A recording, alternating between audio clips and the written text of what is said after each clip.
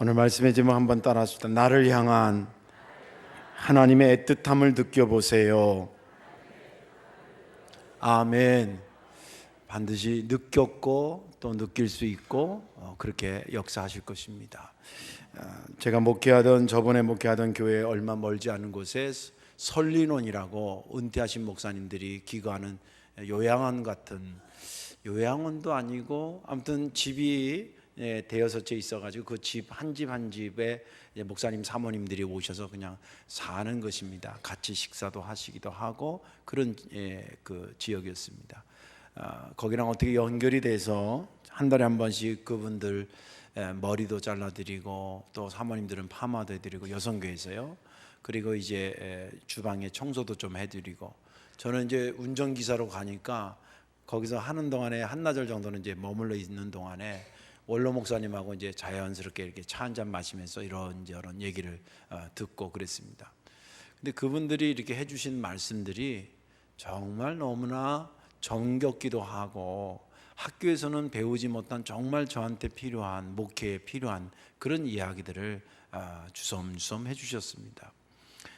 크게 셋으로 나누면 당신 목회 초년에 목회 나간 이야기들 그런 이야기도 해주시고 또 이제 교회가 좀 부흥돼서 성전을 건축하게 된 그런 이야기들 그리고 교인들과 있었던 관계 속에서 있었던 이야기들 아무튼 이런 다양한 이야기들을 하셨습니다.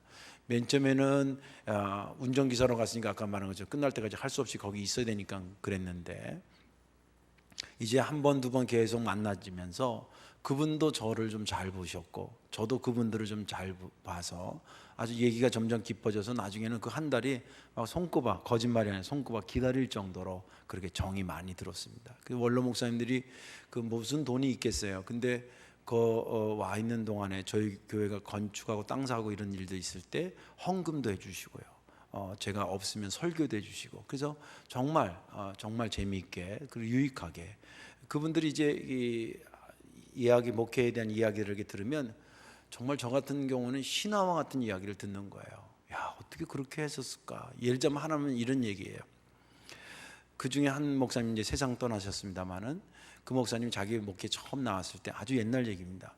당시에 교회들은 많은데 목회자가 없어가지고 당신이 4군데 담임을 했대요. 그런 얘기 들어보신 적 있으세요? 여기 나이 많으신 장로님들 혹시 들어보신 4군데를 했는데 주일날 11시에 몸이 4개로 갈라질 수 없잖아. 그러니까 시간을 두고 하는데 이게 버스 타기도 하고 걸어가기도 하고 막 이래가지고 너무 힘들고 하나님 이거 어떻게 하면 됩니까? 그러다가 정말 어떻게 기적으로 해가지고 자전거 한 대가 왔대요. 근데 그 자전거 한 대 왔다는 얘기를 그 표정이 우리가 말하자면 교인들이 애꾸스를 사줬잖아 이런 표정 있잖아요. 자전거 한 대가 생겨가지고 그래가지고 4군데 이렇게 하는데 신속하게 갔었다는 그런 얘기를 들으니까 막 정감도 있고 그러면서 그때 여름은 안 더웠겠어요. 삼복도에는 그때도 삼복도에 있을 텐데 그 비지땀 흘리면서 다녔던 그런 이야기들 들으니까 막 절절한 거예요. 그래서 들을 때마다 진짜 농담이 아니라 목사님 좀 대단하십니다. 그러면요 그분들이 한결같이 그때 당시에 한 4분 정도 가정이 살았는데 그분들이 한결같이 하시는 말씀이 내가 대단한 게 아니라 하나님의 은혜예요. 하나님의 은혜로 있지. 그리고 또 그 다른 목사님들 그 말이 맞다는 식으로 고개를 끄덕끄덕 겸손해서 한 게 아니라 사실이 그렇다는 거예요. 그래서 제가 그때가 30대 제가 초반인데 목회는 하나님의 은혜로 하는 거구나 내 재능으로 하는 게 아니구나 이제 그렇게 머리에 각인이 됐었습니다. 그러던 중에 어느 날 어떤 사건인지는 기억이 안 돼. 한 사건이 아니라 그 당시 제가 교회에 목회하던 어떤 상황이 굉장히 좀 힘들었어요. 개척교회라는 게 다 힘들지만 아무튼 뭔가 좀 힘들어가지고 제가 어디 목사가 힘이 있어 어디 하소연할 데가 없잖아요. 저 같은 스타일은 또 어떤 고민이 있거나 그러면 우리 집사람하고도 얘기를 안 하는 경우가 있어요. 무시해서가 아니라 하나님하고 좀 씨름해야 될 것 같은 것들 있으면 그런 겁니다. 저쪽 교회에서 그래서 오해를 많이 받았어요. 나 통해서 사모님한테 들어가라고 이렇게 얘기를 했는데 저는 저만 알고 있는 거예요. 그래서 이제 그 사람이 가서 목사님한테 들었죠? 그런데 우리 사람이 전혀 못 들은 거예요. 뭐요? 그럼 안 들었어요? 그러니까 앞으로도 여러분들 나들으라고 우리 사람 얘기하면 여기까지 안 오는 경우가 있고, 우리 사람들하고 나한테 얘기하면 저까지 못 가는 경우가 있습니다. 그래서 싸움도 많이 했어요. 아니 당신 말에 날 무시하냐고. 그런 거 있으면 얘기해 줘야지. 아, 그 내가 하나님한테 더 기도할 게 있어 그랬어. 실제 그런 경우. 뭐 고민이 생기면 누구한테 하소연할 데가 없어요. 그래서 그냥 새벽마다 하나님한테 엎드리는 겁니다. 울기도 정말 많이 울었어요. 그리고 엎드려 기도하는데, 저 이제 무릎 꿇고 기도하는 습관이 있거든요. 엎드려 기도하는데 너무 힘들어서 뭐 때문에 막 기도하는데 누가 말이죠, 같이 내 무릎 높이를 이렇게 자기를 낮춰가지고 내 어깨를 이렇게 쓰다듬어 주는 거예요. 사람이 그런 게 아니에요. 아무도 없어요. 새벽에 누가 와서 그러겠어요. 근데 눈을 뜨지 않고 느낌으로만 아는 겁니다. 근데 저는 그것을 어떻게 느꼈냐면, 하나님께서 내가 힘들어하니까 그래 내가 네 마음 다 알지 그러면서 아주 애틋하게 저를 안아주는 것으로 경험했습니다. 이건 제 개인적 경험이니까 여러분들 저런 기도 생활로 적용시킬 의미는 없어요. 아, 목사님한테는 그래도 되는데 왜 나는 왜 완전 여기도 손도 안 등 뭐 이러고 그러지 마시고, 제 개인적인 경험이니까. 근데 그리고 기도가 딱 끝났는데 말이죠, 그 문제는 그대로 남아 있었어요. 변한 게 하나도 없는데 내 마음에 그렇게 편한 거예요. 그렇게 편한 거예요. 그리고 시간이 지나면서 어떤 일이었는지 모르겠지만 그 일이 잘 수습이 됐어요.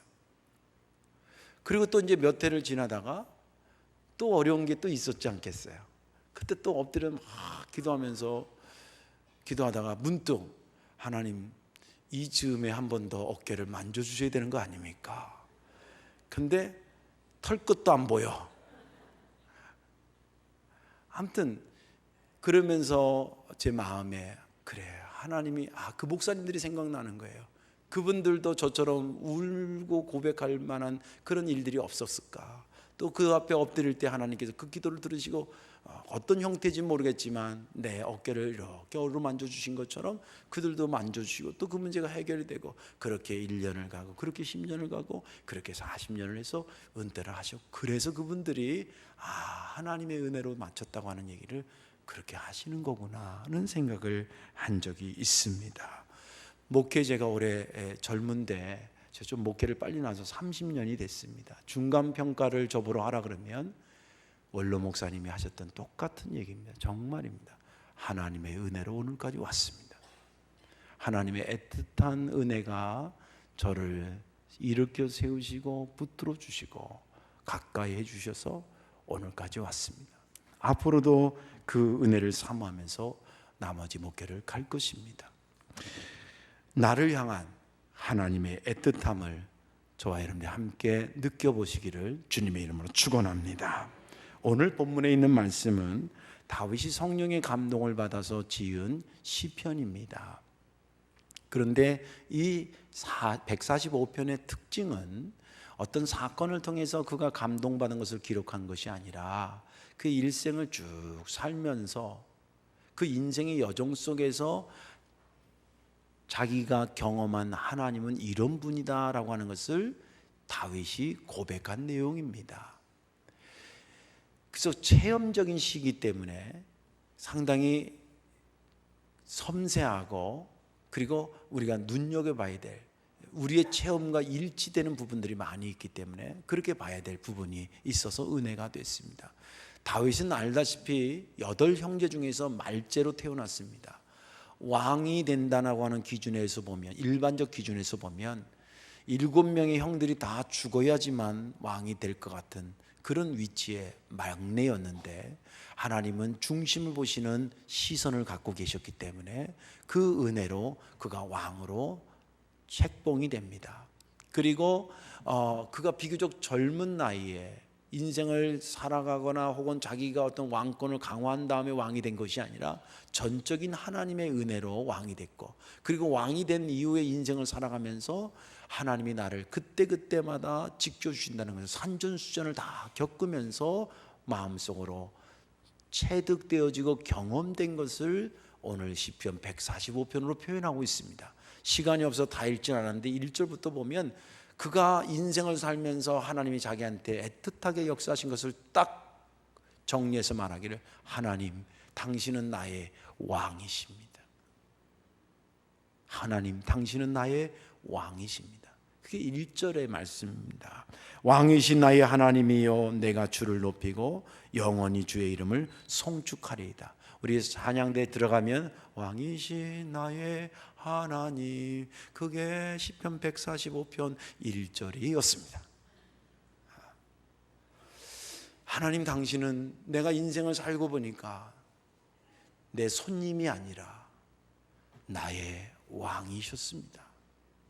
그러면서 그에 대한 존재적인 어떤 그런 찬양을 쭉 한 다음에 자기가 개인적으로 느꼈던 하나님, 당신은 이러이러 하셨기 때문에 나는 하나님을 왕으로 고백할 수밖에 없습니다. 자기 체험을 소개를 하는데 그가 뭐라 그러냐면, 주님은 내가 넘어지려고 그럴 때 나를 붙들어 주신 분이고, 내가 짓눌려 있을 때에, 억압당하고 있을 때에 나를 일으켜 세워 주신 분입니다.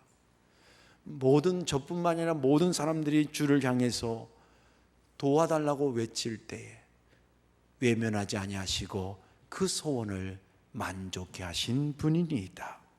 손을 펴서 우리의 소원을 만져주시고 붙잡아 주시고 이루신 하나님, 그것을 거저 은혜로 주시고 의롭게 역사하셨던 하나님, 또한 우리의 삶에 간절히 구하고 싶을 때가 있어 하나님 앞에 구할 때에 우리를 멀리 떠나가시는 하나님이 아니라 그럴수록 내게 가까이 다가오신 하나님,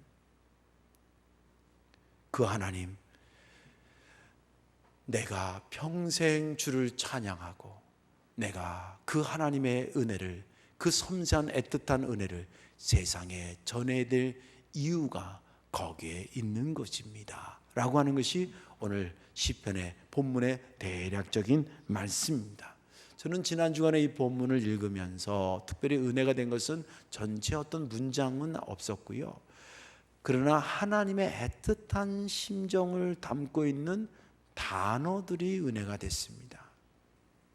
예를 들자면 14절에 나와 있는 넘어지는 자를 붙드시고, 비굴한 자, 이게 억눌린 사람을 얘기합니다. 억눌린 사람을 일으키시고, 붙드시고 일으키시고, 16절에 손을 펴시고, 18절에 가까이 오시고, 19절에 부르짖음을 들으시고, 20절에 보호하시고, 이런 하나님의 행동을 나타내는 표현들이 정말 마치 어머니가 자기 아이를 정말 극진히 돌보는 그런 애틋한 심정을 담고 있는 단어들이 각 절마다 나오는 것을 보면서 그 단어가 제게 큰 은혜가 됐습니다.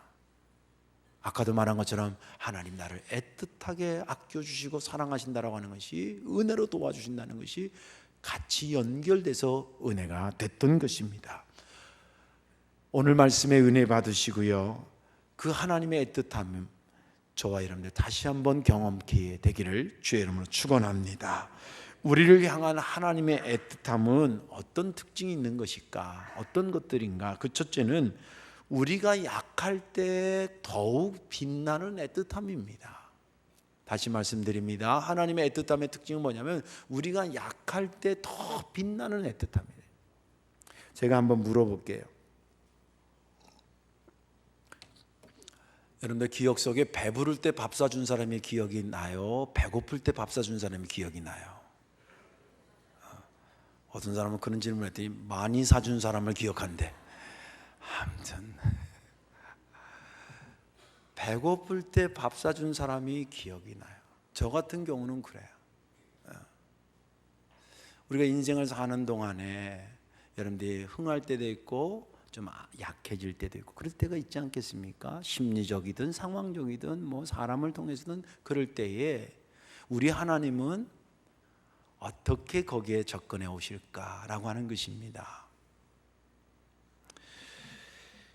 오늘 본문 14절에 보면 여호와께서 모든 넘어지는 자를 붙드시고 비굴한 자들을 일으키신다. 이것은 다윗이 아까도 말한 것처럼 체험시입니다. 다시 말해서 내가 시를 하나 써야 되는데, 야, 문장을 어떻게 써야 기가 막힌 문장이 나올까 고민하고 책상 앞에서 펜대를 굴리다가 나온 문장이 아니라 자기가 실제 겪은 거에서 얻어진 은혜를 기록한 거란 말이에요. 그러면 다윗이 넘어질 적, 억눌린 적이 있었냐? 있었습니다. 그때 하나님께서 역사하신 걸 그가 알기 때문에 일생 그를 떠나지 않은 거예요. 어떤 일이 있었냐면, 다윗이 사울 왕 다음에 두 번째 왕이잖아요. 그런데 사울 왕을 맨 처음에 하나님께서 뽑으셨는데 이 친구가 잘하다가 나중에 자꾸 변질되는 거예요. 그래서 하나님께서 안 되겠다, 이 왕을 다윗에게 옮겨야 되겠다, 그렇게 하고 사무엘한테 기름 부었는데, 기름 붓게 했는데, 이제 그렇게 흘러가면 사울이 손을 놔야 되잖아요. 근데 안 놓고 꽉 쥐고 있는 거예요, 왕권을. 그리고 좀 더 나가서 이 악이 악을 낳듯이, 야, 이거 방법은 하나다. 내 다음에 왕으로 책봉될 다윗을 죽여버리면, 그러면 왕권은 저절로 내게 되지 않겠느냐, 이 생각에 사로잡히니까 헷가닥 하는 거예요. 근데 그때에 졸지에 이제 다윗은 기름 부음 받았는데 쫓기는 신세가 되고 사울은 막 죽이려고 하는 사람이 됩니다. 이걸 보면서 제정신이 아니잖아요. 이거 안 됩니다, 임금님 그거 하시면 안 됩니다 라고 딱 손들고 얘기했던 사람이 누구냐면 그의 아들 요나단 외에는 없었어요. 근데 요나단도 아버지가 왕이고 또 왕이 아버지이기 때문에 자기의 조언에 또 막을 수 있는 것이 한계가 있었습니다. 그래서 다윗을 한번 어디로 도망가게 해주고 그 이후로는 적극적으로 나서서 어떻게 하지는 못해요. 졸지에 이 다윗은 쫓기는 자가 됐고, 그 좁은 땅덩어리에 있던 이스라엘 그 팔레스타인 지역에서 다윗의 그 모습은 마치 도간에 든 쥐와 같은 신세가 됐습니다.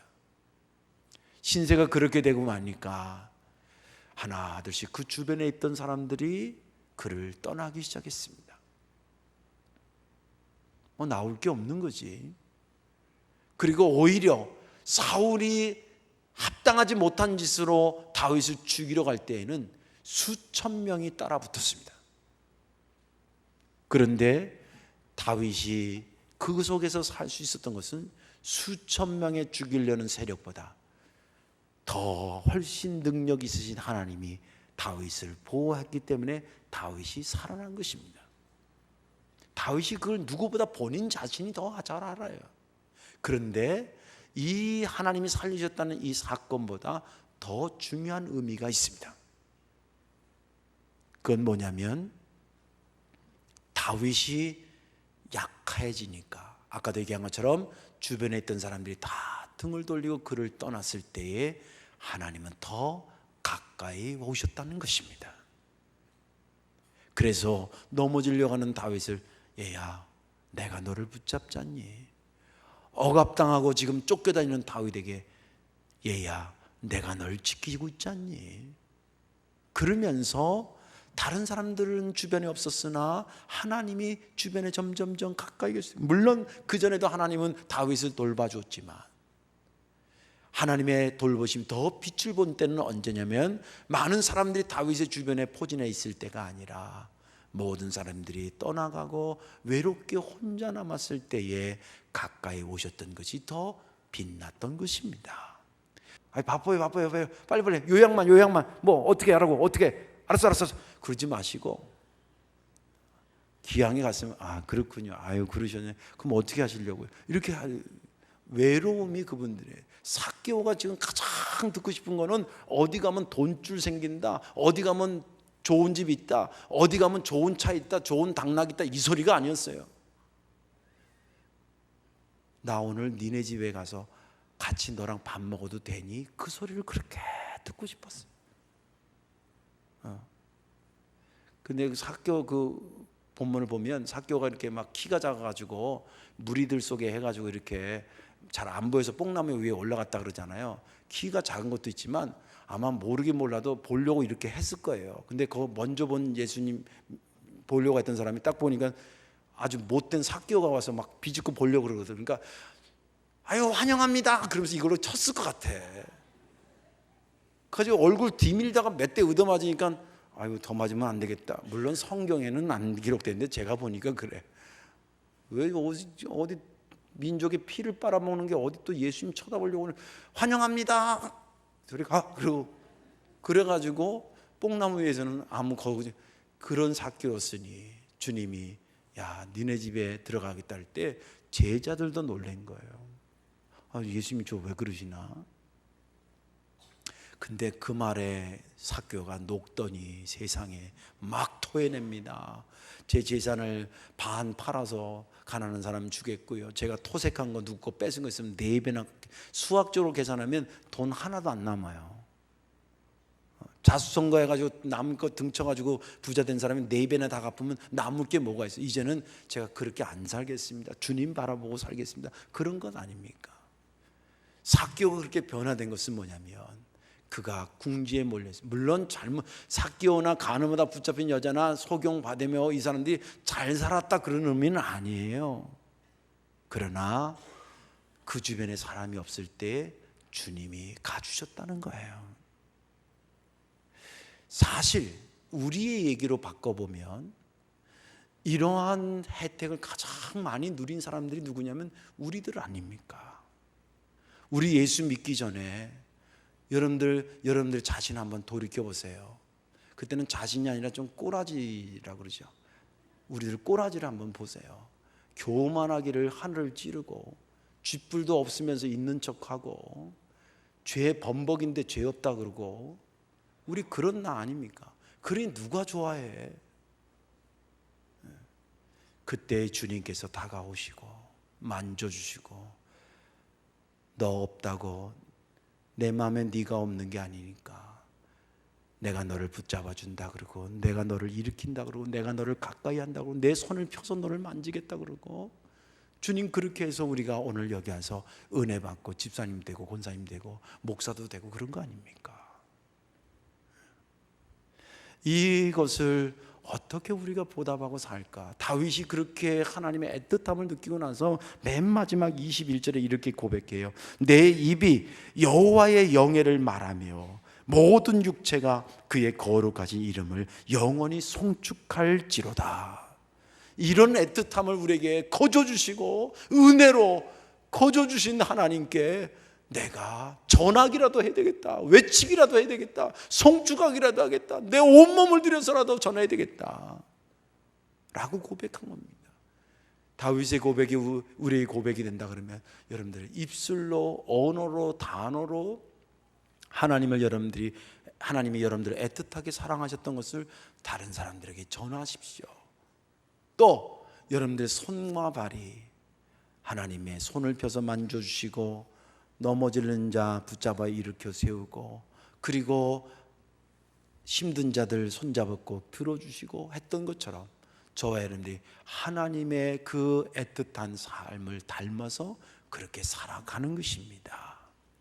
두 번째 특징은 뭐냐? 잘 들으세요. 한계가 있는 우리에게 무한대로 베푸시는 애틋함이 두 번째 특징입니다.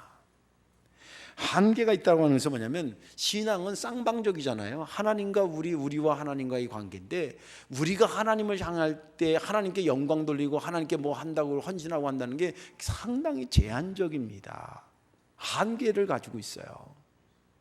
비근한 예로 여러분들 연초에 하나님한테 내가 올해 어떻게 살겠다고 작정한 대로 그렇게 살아지던가요? 여러분들이 나빠서 그런 것이 아니라 여러분들 상황이 제한적이요.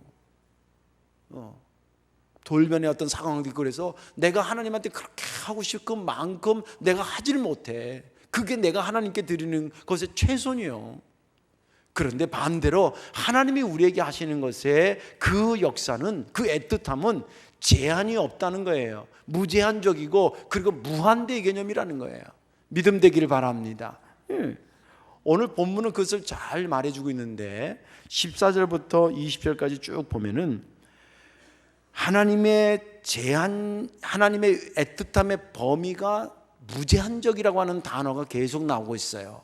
그 대표적으로 모든 그런 겁니다. 영어로는 뭐 everything이라고 everyone이라고 돼 있고 아무튼 모든이라고 하는 표현이에요. 보세요. 14절에 여호와께서 모든 넘어지는 자들을 붙드시고, 그리고 15절에 모든 사람들의 눈이, 16절에 모든 생물의 소원을 만족케 하시고, 17절에 그들을 위한 하나님의 모든 행동, 그 모든 일, 18절에 자기에게 간구하는 모든 자, 진실이 간구하는 모든 자에게 가까이 하신다. 20절에 다 보호하신다. 지금 거의 절절히 말하기를 모든 다 이렇게 기록되어 있어요. 하나님이 우리를 향해서 주시는 애틋함의 범위는, 이것은 하나님의 애틋함의 범위를 얘기하는데 이 범위에 제한이 없다 이거예요. 누구든지에 대한 제한이 없고 어떤 일에 대한 제한이 없다는 거예요. 근데 우리는 그렇게 못 살잖아요. 미국 교회사를 연구하면 재미있는 논쟁, 신학적 논쟁이 있었어요. 어떤 논쟁, 몇백 년 전의 얘기입니다. 노예들로, 흑인들이 다 노예들로 와 있었잖아요. 그걸 보면서 신학자들이 저 노예한테는 영혼이 있을까? 지금 생각하면 뭐 그건 말도 안 되는 소리죠. 그러나 그 당시에는 아주 심각하게 저 노예들, 껌둥이들한테는 영혼이 있을까? 두 번째, 저 껌둥이는 구원의 대상인가? 막 갑론을박이 있고 그러다가 이제 흑인의 원조 셈, 함, 야벳 연구하면서 함의 후손이기 때문에 하나님의 형상으로 하고 저들이 지금 지식적으로 못 따라서 이렇게 하더라도 영혼은 영혼이다 이렇게 가지고 이제 결론이 뭐냐? 흑인도 영혼이 있고 구원의 대상이다. 그렇게 결정입니다. 이것이 남북 전쟁의 신학적 백그라운드가 되고 그 다음에 노예 해방의 신학적인 배경이 됩니다. 하나님에게는, 우리한테는 백인이다, 황인이다, 뭐 우리나라다, 어떤 나라다 하지만 하나님이 보실 때에는 무한대 개념이기 때문에 우리가 제한을 두고 흑인이다, 백인이다 나누는 것은 우리의 능력이 제한적이기 때문에 나눌 수밖에 없는 거예요. 그러나 하나님이 우리에게 다가오시는 그 애틋함의 범위는 무한대이기 때문에 그분한테는 굳이 구분할 게 없어. 예를 들자면 내가 100명밖에 밥 먹일 수 없는데 원데 200명이 와서 그러면 내가 제한적으로 100명밖에 못 주기 때문에 100명은 돌려보낼 수밖에 없잖아요. 그러나 내가 500명이든 1000명이든 10,000명이든 다 먹일 수 있어. 그러면 종한테 뭐라고 했어? 야, 문 열어놓고 무조건 받아라. 할렐루야. 하나님의 애틋함이 그렇다는 거예요. 모든 사람에게. 또 하나님의 애틋함에는 무제한적인데 어떤 면에서 모든 일에, 슬픈 일이든 기쁜 일이든 경제적으로 어렵고 또 힘들고 소원이 있고 간절히 구해야지만 될 그런 일들, 어떤 일이 들어간대 하나님한테는 못 들을 이야기가 없는 것입니다. 이런 무제한적이고 무한대의 하나님의 애틋함을 지금 우리가 받고 있는 것에 감사하시고 영광을 돌리시기를 주의 이름으로 축원합니다. 그래서 이렇게 사셔야 됩니다. 염치 없지만 하나님, 주님의 은혜가 무한되고 주님의 애틋함이 무한되니까 이 죄를 용서하시고 받아주시옵소서. 여러분 혹시 죄를 범했다 하더라도 그 무한대의 애틋함에 하나님께 염치 없지만 회개하고 새 사람 되기를 주의 이름으로 축원합니다. 또 한 가지는 우리도 다른 사람 너무 이렇게 선별하지 마십시오. 능력이 좀 부족해도 끌어안을 줄 알고 내게 별로 이득이 안 돼도 계산적으로 사람 대하지 마시고 손잡아 주시고 적어도 이 교회 안에서라도 무한대의 인간관계가 형성되는 그런 작은 천국을 만들어 가시기를 주의 이름으로 축원합니다. 이제 말씀을 정리합니다.